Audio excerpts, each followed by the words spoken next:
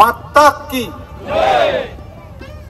माता मानण्याचं भाग्य केवळ तुम्हाला, मातेच्या पोटातून जन्म घ्यायचा आणि मातीच्या पोटामध्ये शेवट होणार, याच्यामध्ये मनुष्याचं जीवन असतं. आणि म्हणून जितकी आमची माता आम्हाला पूज्य आहे, तितकीच ही माती सुद्धा आम्हाला पूज्य आहे.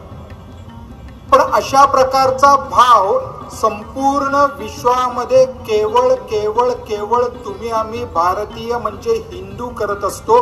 बाकी अन्य जगातल्या कुठल्याही संस्कारांमध्ये या मातीला माता मानलं जात नाही. की वंदे